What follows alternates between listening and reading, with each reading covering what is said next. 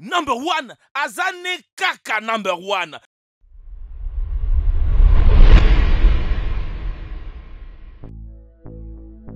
Parfois, on a de la chance. Peut-être quand nous marchons dans la rue et trouvons un billet de 5 $ ou découvrons un billet de 20 $ dans un vieux jean. Ces genres de choses se produisent tout le temps. Elles arrivent à tout le monde à un moment donné de leur vie. Et puis, parfois il y a des jackpots qui n'arrivent pas à tout le monde. En fait, ils n'arrivent presque à personne. De temps en temps, vous entendez une histoire sur la façon dont quelqu'un a trouvé quelque chose qui valait un bateau chargé d'argent. Ils finissent par passer de chiffon à la richesse du jour au lendemain. Certaines histoires derrière la façon dont les trésors de valeur ont été trouvés sont tellement intéressantes. Souvent, la personne n'avait aucune idée de ce qu'elle avait jusqu'à ce qu'elle fasse un peu de recherche. Une fois qu'ils ont découvert ce qu'ils avaient réellement, comme vous pouvez l'imaginer, leurs mâchoires ont toutes touché le sol. Ce sont des histoires comme celle-ci qui donnent envie de partir à la recherche de divers trésors. Ils vous font souhaiter de trébucher sur un vieux artefact ou ramasser quelque chose dans un marché aux puces qui vaut de millions de dollars. Avant de commencer à dépenser votre argent durement gagné sur un tas d'articles poussiéreux, vous devriez vous rappeler que ces types de trésors ne sont pas trouvés tout le jour. Après tout, il y a une raison pour laquelle ce genre de choses fait la une de journaux. Bonjour et bienvenue les amis. Aujourd'hui c'est Dr Bot, je vais vous montrer les 10 découvertes hasard qui a rendu les gens super riches. Du vomi de baleine d'une valeur de 63 000 $. Charlie Naismith, 8 ans, pensait que la roche brune jaunâtre qu'il avait trouvée en marchant sur la plage dans le sud de l'Angleterre n'était qu'un souvenir intéressant. Cependant, ce souvenir était un morceau de vomi des baleines solidifié appelé ambre gris, un ingrédient rare dans la création de parfums et qui pourrait valoir entre 15 000 et 63 000 $. Pas tout à fait un billet d'or, mais quand même assez bon. Apparemment, la concurrence sur les marchés de l'ambre gris n'est pas pour le plus timide. Car dans certains pays, non seulement le commerce est illégal, mais certains gangs utilisent des méthodes peu recommandables pour acquérir le produit. La Nouvelle-Zélande, par exemple, a un gang qui chasse l'ambre gris de façon assez agressive. Le Royal One d'une valeur de 756 000 $. L'incroyable opale noir australien de 306 carats surnommé Royal One est actuellement sur l'un des marchés après avoir été caché pendant 14 ans et peut être acheté pour 3 millions de $ américains. La dernière pièce opale significative de cette nature, Aurora Australis, a été trouvée en 1938. L'Aurora Australis était considérée comme l'opale noire lightning rod la plus précieuse jamais trouvée à l'époque, pesant 180 carats. Il était évalué à 1 million de $ australiens en 2005. Le Royal One a été découvert dans la Mecque australienne par un mineur qui préfère être connu uniquement sous son prénom Bobby.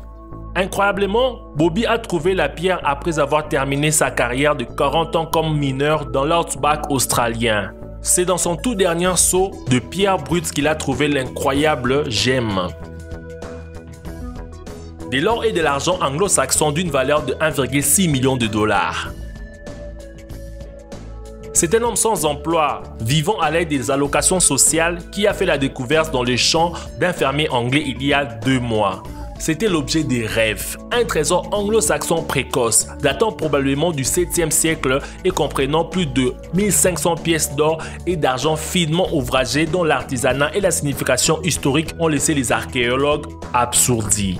Lorsque la découverte dans le Staffordshire a été annoncée, les experts l'ont décrit comme l'une des plus importantes de l'histoire archéologique britannique. Ils ont dit qu'il surpassait la plus grande découverte précédente de son genre, une chambre funéraire royale déterrée en 1939 à Salton Hoo, dans le Suffolk. Cette découverte a façonné la compréhension des érudits du royaume anglo-saxon en guerre. Il y a 1300 ans, qui ont fini par devenir le royaume unifié d'Angleterre. Une pièce de 1974 d'une valeur de 2 millions de $. Un penny de 1974 vaut 1 centime. Pour un homme de San Diego, ça pourrait rapporter des millions. Randy Lawrence a découvert que le penny qui lui a été laissé il y a 30 ans par son père pourrait valoir entre 250 000 et 2 millions de $. Lawrence a dit à KFMB TV que pendant des années, la pièce unique a été laissée à l'intérieur d'un sac à sandwich en plastique avec plusieurs autres pièces collectées par son père. Le père de Lawrence a été surintendant adjoint de la monnaie de Denver. Au début, le propriétaire du magasin, Michel McConnell, a évalué les pennies à 300 $. McConnell a découvert que la pièce était un penny en aluminium de 1974. Seulement 10 des pièces de monnaie ont été fabriquées et on croyait qu'elles avaient été toutes détruites. Les pièces de monnaie ont été fabriquées à titre d'essai, mais elles ne fonctionnaient pas dans les distributeurs automatiques et n'apparaissaient pas sur les radiographies. En gros, il s'agissait d'une découverte dont personne ne connaissait nécessairement l'existence. BD Action One, d'une valeur de 2 millions de $. Les amateurs de BD partout dans le monde connaissent la mystique derrière Action Comics One. Publié pour la première fois en 1938, la bande dessinée est célèbre pour la première apparition de Superman, puis pour le lancement du phénomène de super-héros. C'est le Saint Graal pour le collectionneur du monde entier, non seulement en raison de sa signification culturelle, mais aussi parce qu'il ne reste plus qu'une centaine d'exemplaires dans le monde. La bande dessinée a été découverte par hasard par un jeune américain et a été vendue pour plus de 2 millions de $. Une copie de la déclaration d'indépendance d'une valeur de 2,4 millions de $. Une première impression de la déclaration indépendante qui aurait été trouvée dans un cadre à photo acheté à un marché aux puces par hasard aurait une valeur de 2 millions de $. Il s'agit d'un record pour tous les imprimés américains, a déclaré David Redden, qui est vice-président principal de Sotheby's à Manhattan. C'était de loin le prix le plus élevé de l'histoire de l'Amérique. L'acheteur était Donald G. Shear d'Atlanta, président de Visual Equities Inc., une entreprise d'investissement des beaux-arts d'un an. Après la séance, il s'est retrouvé soutenu contre un mur par une foule de caméramens et des reporters. 1964 Shelby Daytona d'une valeur de 4 millions de $. Si cette voiture pouvait parler, elle décrirait un chemin vers la gloire avec tout le rebondissement d'un complot hollywoodien. L'original de seulement 6 modèles jamais construits, c'était la première voiture américaine à battre Ferrari sur son propre terrain. Ce véhicule extraordinaire est le fruit de l'imagination d'une légende automobile américaine qu'il a utilisé pour gagner des championnats et battre des records de vitesse. Il a été aussi découvert par hasard par un jeune américain fan de voitures. Une fois récupéré de son alcôve poussiéreuse, la voiture a déclenché une bataille juridique de plusieurs millions de $ pour sa propriété. Aujourd'hui, 50 ans après sa construction, le prototype Shelby Cobra Daytona Coupé est enfin à sa juste place un musée fondé par son propriétaire actuel. Violon Stradivarius d'une valeur de 10 millions de $. La valeur du violon est estimée entre 7,5 millions de $ et 10 millions de $ américains. Le violon porte le nom du violoniste français Rodolphe Kreutzer et date de 1731. Son propriétaire ne savait pas la valeur exacte de celui-ci jusqu'à ce qu'il fasse de recherches. Certificat d'action Coca-Cola d'une valeur de 130 millions. C'est l'histoire du jackpot ultime. Tony Marron a acheté une boîte remplie d'un tas de documents au hasard lors d'une vente de garage en Californie pour seulement 5 $. Lorsqu'il a commencé à feuilleter le journal, il a trouvé un billet à ordre pour 1625 actions de Palmer Union Oil Company. La Palmer Union Oil Company a fusionné avec une autre société et cette société a ensuite fusionné avec Coca-Cola.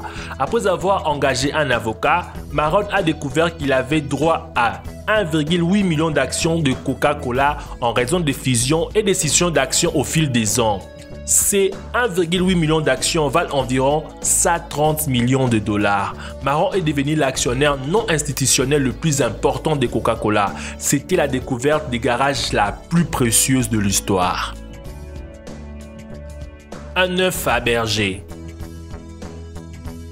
Un œuf Fabergé trouvé dans un marché aux puces par un ferrailleur qui n'avait pas réalisé la valeur de ce qu'il avait découvert sera à la vue du public pour la première fois depuis plus d'un siècle.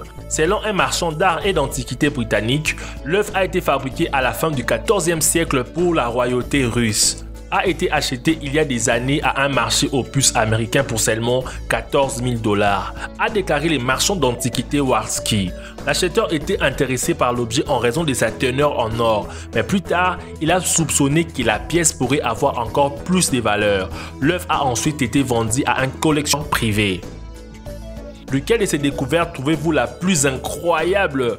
Dites-les nous dans les commentaires. Merci d'avoir regardé la vidéo jusqu'à la fin. Vraiment mes amis, avant de partir, je vous prie de mettre un j'aime si cette vidéo vous a plu. Et si vous êtes nouveau sur la chaîne, n'oubliez pas de vous abonner à la chaîne de Dr Bots, d'activer la cloche de notification pour recevoir chaque jour de nouvelles vidéos intéressantes.